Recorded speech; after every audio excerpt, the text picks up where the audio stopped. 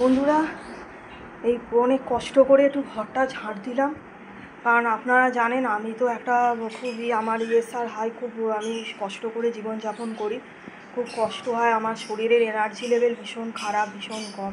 আর এই যে এখানেও কত, এই যে দেখুন ঝুল, এই যে ঝুল হয়ে রয়েছে, এগুলো পরিষ্কার করতে পারি না। এখানেও সব ওষুধপত্র জিনিসপত্র সমস্ত অগোছালোভাবে রয়েছে, আর এইখানগুলোও তাই।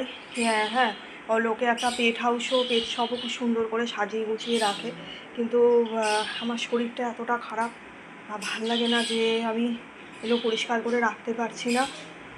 সেইটা নিয়ে আর আর কি বলুন তো, সবচেয়ে বড় কথা, এই বাড়িতে না আমি বেশি দিন একদমই থাকতে পারি না। ছোটোবেলা থেকেই দেখেছি বাড়ির সুখ, আমার গৃহের সুখ না আমার একদম হয় না। আমি দেখেছি গৃহের সুখ একদম হতে চায় না। এটা আমার খুব একটা বিচ্ছিরি লাগে যে গৃহ সুখ বাড়ির সুখ হতে চায় না। আর একটা জিনিস আপনাদের দেখাচ্ছি, হ্যাঁ একটা জিনিস দেখাচ্ছি, দাঁড়ান। ব্যাপারটা হচ্ছে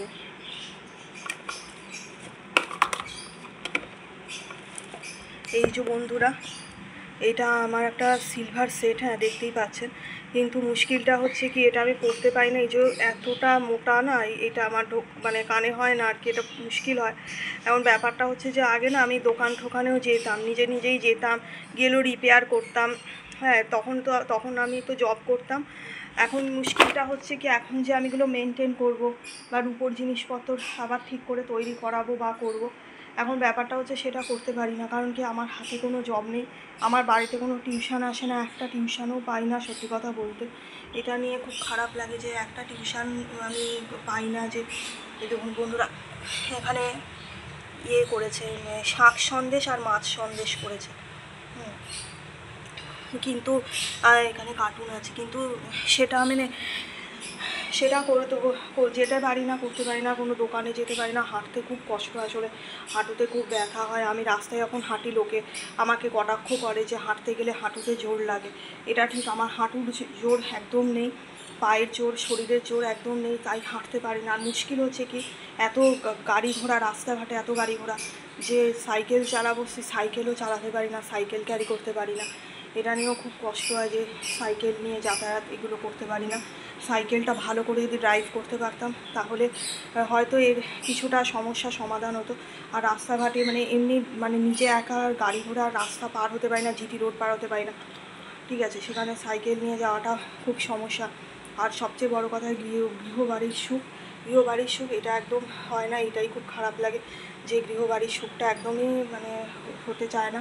এই যে আজকে চলে যাব, মানে জানি না আবার কবে আসবো, মানে নিজের বাড়িতে থাকবো, সেইটাও মানে সেই জিনিসটাও হয় না, যে গৃহসুখ যেটা আর কি থাকে, অ্যাস্ট্রোলজিতেও থাকে, সেই ব্যাপারটাও মানে হয় না। তারপরে কি, আমাদের বাড়িতে এখানে মেনটেনেন্সে খুব প্রবলেম। প্রথমত এই যে টিউবটা দেখুন, এই যে টিউবটা কীরকম হয়ে গেছে, দেখেছেন টিউবটা একদম এরকম কালো হয়ে গেছে, এটা দীর্ঘদিন ধরে সারানো হচ্ছে না। হ্যাঁ, তো আমার বাবা কিছু করতে চায় না, ঠিক আছে, এটা হচ্ছে সবচেয়ে প্রবলেম। বাবা কোনো দায়িত্ব নিতে চায় না, আমার কোনো ভালোতে মন্দতে কোনো দায়িত্বতে আসে না, নিতে চায় না।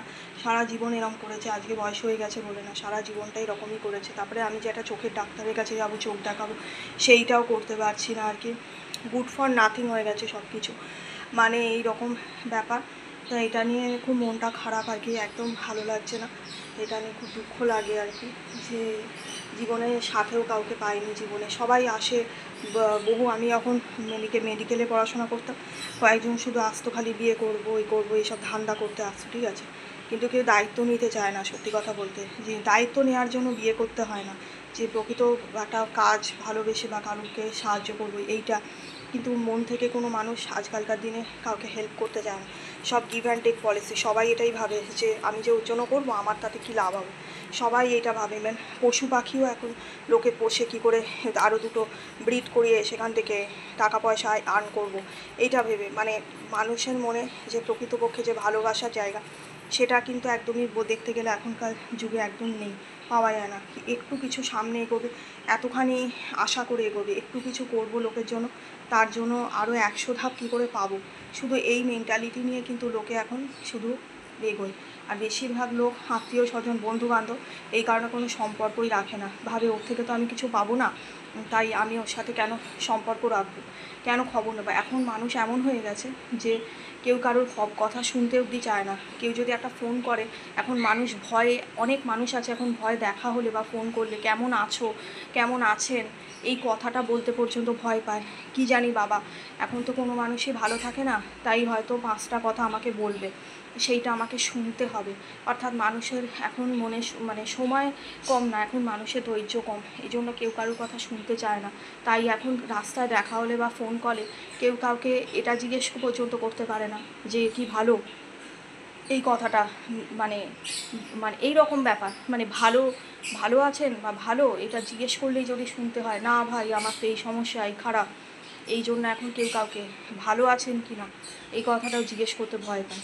আমি আমি কথাগুলো আমার নিজের জীবনের অভিজ্ঞতা থেকে শেয়ার করছি। আপনাদের জীবনে যদি এই ধরনের কিছু অভিজ্ঞতা হয়, আপনাদের সাথে যদি আমার কথাগুলো মেলে, তাহলে একটু কমেন্ট করে জানাবেন, আমার দেখে ভালো লাগবে এইটুকুই। সকলে ভালো থাকবেন, আবারও বলছি। আজকের জন্য এতটুকুই, পরে আবার আরেকদিন।